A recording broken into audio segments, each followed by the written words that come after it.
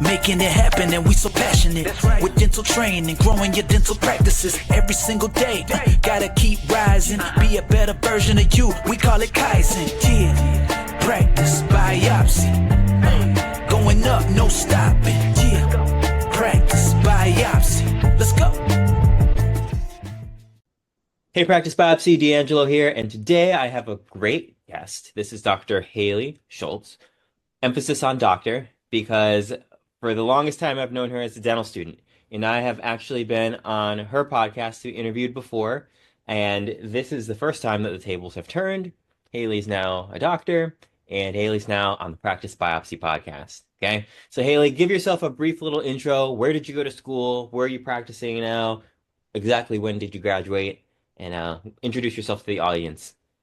Awesome. Thank you for having me. It's very full circle, like you were saying. I remember you talking to us at dental school a bunch of times and having you on my podcast myself. But I just graduated from University of Michigan's dental school back in May 2024. So I've only been practicing a few months. I practice in a small town in Southwest Michigan called Centerville. We're the dental office there, but patients kind of come from all surrounding rural areas. So we have a large patient base supporting 4 of us practicing there. And I live a little bit closer to the Kalamazoo area, so it really doesn't feel all that rural in my day-to-day life outside of work. I have access to everything I want to do, so it really felt like a sweet spot of opportunity there. Cool. So you are in a more rural area. In cities, there's tons of dental offices. If you go in like a congested city, there's a dental office on every corner. You're in a rural area. Was it more difficult to find an office that was hiring? Because there's only so many. If there's 3 dental offices in town and none of the 3 are hiring, you're kind of out of luck. So what was the experience like finding an associate job in a rural area? Great question. I went into my job search very open-minded. I thought rural in general could be a good opportunity, but I mean, I'd never been to this area. I'd never heard of the town where my practice is or even where I'm currently living. Didn't even know they existed. So I wasn't so much looking location based. I was more going by opportunity at the specific office. So I checked out some kind of on the actual Lake Michigan. I checked out some in other states even. Initially, I'm from Metro Detroit, so I'm used to very much busier pace, dentists on every street. And from my colleagues that were a couple years ahead of me in dental school, it just seemed like it was a lot slower going to get to their career goals by working in those metro areas as associates because there's so much competition. So they just weren't seeing the kind of volume that you could get at a well-run rural practice. And so that's why I decided to kind of stick with the rural outlook. And this office happened to be in the location that it is, and it's an amazing office. But if it was in another part of the state, that's where I would be too. I really went for the office specifically. So you were flexible with where you were going to live. You weren't like beholden to a certain area. You just had an open mind and went to where you saw a good opportunity. Exactly. Nice. What was your line of thinking? Help me get inside your head, for why you went straight into practice and you didn't want to do like a GPR or an AEGD. I did the same thing. I went right into private practice. But what was your mindset as far as why you didn't want to do or feel the need to do a general residency? Yeah, this is definitely a divisive topic, especially now, because coming off of COVID, I think the schools are still a little bit affected by that. Things are probably back up more towards normal quotas and things that maybe you saw when you were a student. But even my class was COVID, our first year of sim lab. And even when we were starting in the clinics, our opportunities were still heavily less than what quotas kind of used to be. So a lot of people just didn't feel prepared. But for me, I tried to go throughout dental school with the mindset that I was not going to do a residency. And I felt like that made me optimize all the time I had in dental school and go into each patient encounter with a different mindset and try to think like in X amount of months, I need to be able to problem solve this independently. So what would I do before I went and asked for help, or just, oh, can you just finish this for me? I just can't get it. Like trying to do things and using those learning opportunities to their fullest advantage.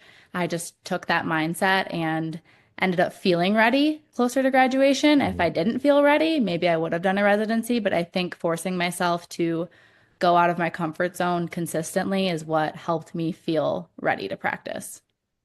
Just from your own perspective, being a dental student, I know you said we were in COVID when you were a D1 and in the sim lab. Do you feel like there is still, like in the new grad population, like confidence issues in the skill sets because they had a different experience due to that? Like, is that something that you have a feeling of? Because when I got out, I felt completely confident. What it, speak on that a little bit. Maybe it's something you noticed, maybe it's something you didn't. But do you feel like as a student body, they felt like they had the experience they needed to go right to work? I'd say absolutely not. It really doesn't seem like that. I feel like I'm in or was in the minority that felt good going into their Mm. job. A lot of people, even if they didn't do residency, were really hesitant and lacking confidence still. Or a lot of people went to residencies. There are various reasons. I think it makes more financial sense to get this training instead of paying externally for CE, whatever their reason may be. But even in the current class that's about to graduate, I'm surprised by how many people I'm seeing doing the 1 year residencies. And I have to imagine it's just lack of confidence, but obviously I don't know the full story. I think yeah, we just don't get the full range of skill sets that people think a general dentist in present time should do. Specifically, I would say root canals and implants are something people have a very high interest for and want to be able to do as a general dentist, Yeah. but we don't learn that well or at all in some cases. Yeah, and that's why for me, I mean, I opened my practice right when I got out of school. With the way I built my practice, just for anyone who's like worried, like, oh, I don't have the experience of implants, oh, I don't have the experience of endo. Neither did I. And not only did I go to private practice, I became an owner in private practice. But I kind of set things up where I could grow my skill set at the pace that I wanted to. So I went into a practice or built a practice that only really needed a demand for basic, simple dentistry, like fillings, crowns, SRP, dentures. I can do the basics. And then as I learned new skills, I can offer those in the practice. And that's a mindset that should not be overlooked as well. So if you're a new grad who kind of feels a little underprepared by dental school, put yourself in a setting where you can grow at your own pace. You know, put yourself in a setting where you're not being demanded to do, you know, molar endo on a daily basis if you're not ready. Put yourself in a setting where you can start with the basics and then work up to that skill set. That's what worked for me. Um, so hopefully others are able to kind of find that confidence because confidence as a dentist is huge when it comes down to communication and presenting treatment to a patient and communicating to them why they need certain things and just the confidence of knowing if you should go that extra millimeter or not on a prep. Like you have to have confidence to be an effective dentist. So I hope that the schools can work that out, but I don't know that they really have that as a priority. Student confidence. I don't really know where the priorities are these days. Um, I was going to ask you for yourself, like, did you feel personally prepared well as a new grad from school? Did you feel like you were prepared very well? And I'm going to guess you're going to say yes. Um, but for the students who maybe feel like they weren't, do you feel like you did anything specifically different with your dental school career that allowed you to be more prepared, whereas maybe your classmates were not as prepared as you were? Yeah, it's an excellent question. And feeling prepared, generally speaking, I would say yes, but it was prepared for what next step I had chosen. Yeah. Exactly what you were saying, like being strategic about what practice you're entering into, whether it's the way you did it, or I work with at least one other doctor every day that I'm there. I'm rarely calling on them asking for help in any ways, but it's just nice to have that support and go over cases after the fact or beforehand and have that more like collaborative environment and just know that I have mentorship readily available was huge for me. So graduating, going into that and a practice I was really excited about obviously made me feel a lot more prepared. If I was going to be completely by myself, it's hard to say how I would have felt. Hmm. But some things that helped, and we were talking about mindset earlier, I think confidence is yes, it's repetition and performing well clinically, but so much of it can be internal and someone can do excellent work but still lack confidence. So I think that's a lot of internal work and maybe reading books, listening to podcasts, going to guest speakers, talking to dentists, kind of working on reframing your mindset, your self-view, working on your communication skills, your confidence in general as a person. And I think that is important and also part of what I did during dental school, with my podcast and ASDA, different things I was involved in, just made me a more confident person. And that kind of ties in with the dental skills and working with patients. As a new dentist, how do you feel like you're picking up the non-clinical, non-dentistry things like understanding how dental insurance works, managing the flow of a real life schedule and not a dental school schedule, um, talking to patients in a real setting, being part of a team that's not a school? How do you feel like the non-clinical things are going? And maybe talk about just the highlights of some of those, maybe things that surprised you or stood out, or some things that maybe felt natural to you that like felt pretty easy. Just your non-clinical experience as a Yeah. new dentist, workflow, insurance, being in a real office. Yeah, the one thing that we get during dental school, just a taste of, is our last year, 4 weeks a semester, so 12 weeks total. We work at those external public health clinics, and most of those you do have an assistant. You do a huddle in the morning. There's hygienists. Sometimes you're doing hygiene exams as well as running kind of a doctor schedule. Sometimes you're doing even a doctor and an assistant and hygiene checks and like the best run external clinics that make you feel the most prepared for practice. So that gives you like a small taste of what it's like working with an assistant and a whole team. But now actually doing it every single day, I mean, you're just so grateful to have an assistant. It's really nice. And it is also kind of a funny reminder because sometimes, let's say they're doing something in the back to help you kind of speed the appointment along. And I was working today by myself for a moment, and they're like, "Are you going to be fine?" I'm like, "Yeah, I used to do this for 2 years straight. Like, I can do everything without someone in here." Um, so it's just kind of funny how over time you get so used to having an assistant when it comes to things in the clinical realm. But Mm. the whole team, specifically the way that my office runs, really is what has made the transition from school into working easier because our patient experience is very specifically curated handoffs between the check-in process to the administrative team, back to the clinical team, back to the administrative team, back to checking out. And we have a really clear way of like clinical treatment plan, case acceptance, they're good to go. Move over to the administrative team, kind of get the case presentation, handle the money and insurance situations there. So I haven't had to do too much with like looking up insurances, prior authorizations, things like that, because the office by the time I've been getting going is fully out of network. But I do have to navigate that. What does that look like conversation? Because it's a new topic because we recently just dropped Delta specifically. So that's the one that patients are like, how does this work? And they're always asking us questions. So that does put me out of my comfort zone there. I still have to talk about insurance and money and how much things cost. So it's not like I never speak on it. But Yeah. that's very different than school because at school it was kind of like pretty like there were cheapest fees that they were going to get anywhere. And like they knew you weren't getting any of the money. So it was a very different dynamic. And I'm honestly just been surprised at how open the patients have been to me as a new dentist in the office. No one's really given pushback on seeing me. People accept my plans for the most part. My case acceptance is fairly high. And I think a lot of that is because of the team, because they really boost me up to the patients, and the other doctors there have taught me a lot about communication and leadership. And again, I think it would be such a different experience if I didn't go into a place where I had that support and learning opportunity. So how did you decide, what was the moment like when you realized like of all the places that I could work, this is the place that I actually want to work? How did you decide this office is the right fit and I'm going to accept this job offer? It was a combination of things. I'm a very analytical kind of person for the most part. So the few opportunities I was considering, I had a whole spreadsheet.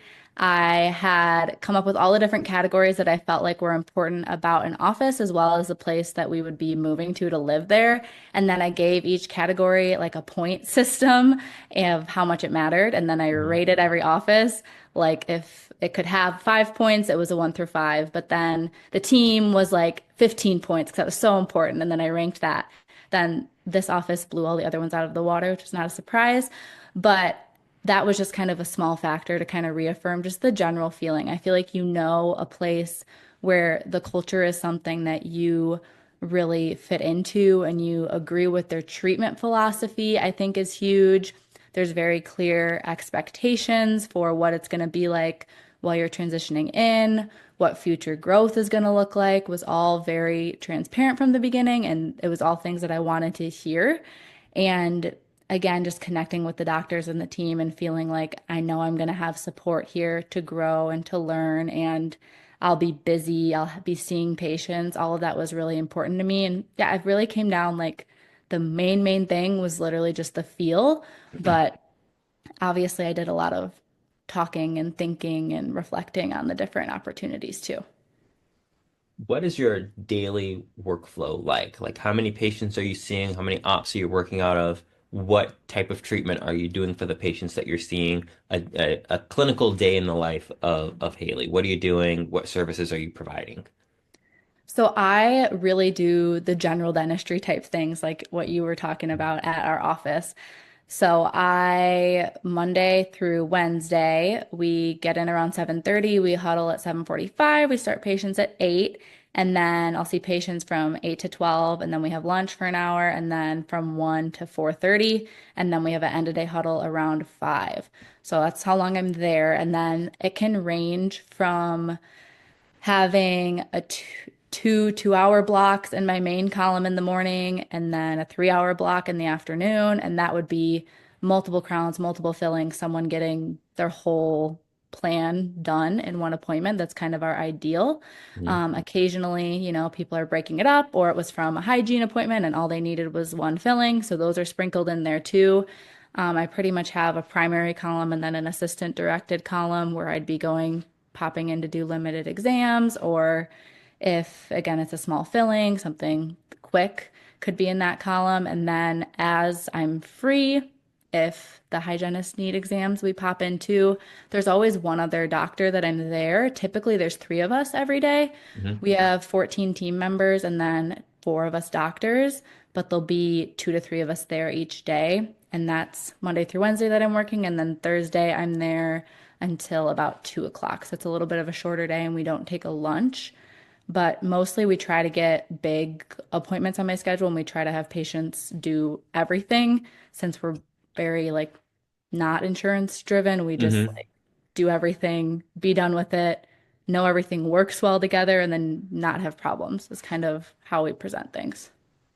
Nice. I know a really common question, like in this type of thing, is like, what are your future goals? Where do you see yourself going? I'm actually not going to ask you that at all because I think that right now you're at a phase where it's really important just to enjoy where you're at. You're a new dentist, keep enjoying it. You're having a great time. Um, on those same lines, for a dentist who is just starting out, what is some advice that you would have to them? Because you, at least from the outside, seem to have a pretty sweet gig.